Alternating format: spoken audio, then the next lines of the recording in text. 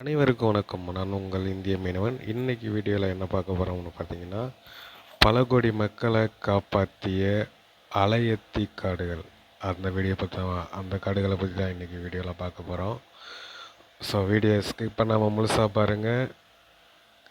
Subscribe பண்ணிவிட்டு பாருங்கள். Like பண்ணுங்கள், கமெண்ட் பண்ணுங்கள், ஷேர் பண்ணுங்கள். இந்த வீடியோ சுனாமி, கஜா புயல் போன்ற புயல்களிலிருந்து பல கோடி மக்களை காப்பாற்றிய காடுகள். இது எங்கே இருக்குதுன்னு பார்த்தீங்கன்னா, நம்ம கடலூரில் தொடங்கி கிட்டத்தட்ட ராமநாதபுரம் மாவட்டம் தொண்டி வரைக்கும் இது இருக்குது. இந்த காடுகள் இருக்குது. இந்த காடுகளில் அலைகள் அடித்து ஊருக்குள்ளே தண்ணி வராத காரணத்தினால தான் இங்கே உள்ள இந்த டெல்டா மாவட்டங்களில் இருக்க இந்த கடற்கரையோடு இருக்க இந்த மக்கள் பாதுகாப்பாக இருந்தாங்க. கஜா புயல் மற்றும் சுனாமி போன்ற பேரிடர்களில் இந்த புயல் அடிக்கும் ஒவ்வொரு டைம் புயல் அடிக்கும் போதும் இந்த காடுகள் தான் இந்த மக்களை காப்பாற்றிக்கிட்டு இருக்கு. முழுசாக வீடியோவை பாருங்கள்.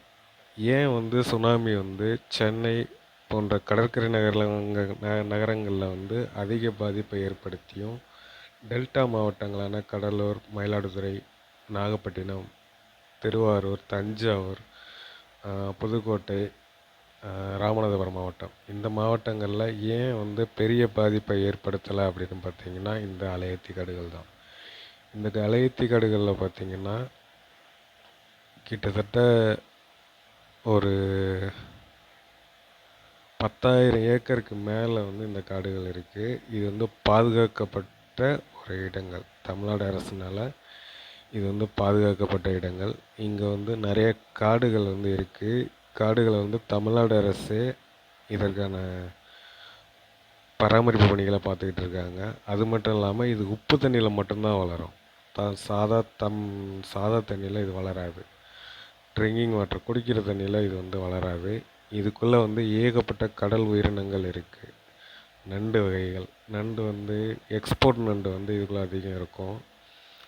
அதே மாதிரி கடல் புறாக்கள், கூலக்கிடான்னு சொல்லுவோம் எங்கள் ஏரியாவில், அந்த செங்கால் நாரை போன்ற பறவை இனங்களும் இதில் இருக்குது. இந்த காடுகளை தேடி ஆஸ்திரேலியாவிலேருந்து கூட பறவைகள் நம்ம பாயிண்ட் கோடியக்கரைக்கு வருது.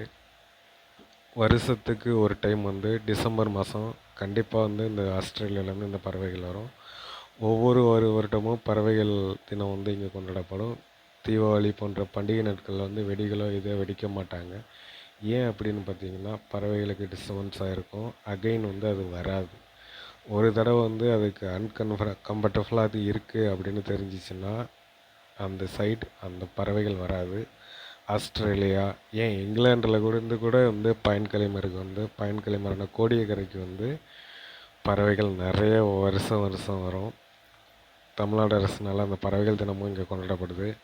அதே மாதிரி பார்த்திங்கன்னா கடற்கரை ஏரியாவில் இந்த மாதிரி பிளாஸ்டிக்கெல்லாம் பயன்படுத்தாதீங்க.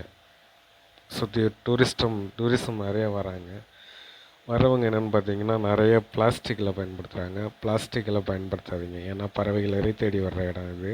அதே மாதிரி நிறைய வன உயிரினங்கள் இங்கே இருக்குது. மான், காட்டெருமை போன்ற நிறைய உயிரினங்கள் இங்கே இருக்குது.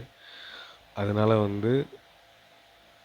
பிளாஸ்டிக் முற்றிலும் தவிர்க்க பாருங்கள். இது மிகப்பெரிய காடுகள். கிட்டத்தட்ட 5 பிடிச்சிருந்தால் லைக் பண்ணுங்கள், ஷேர் பண்ணுங்கள், கமெண்ட் பண்ணுங்கள்.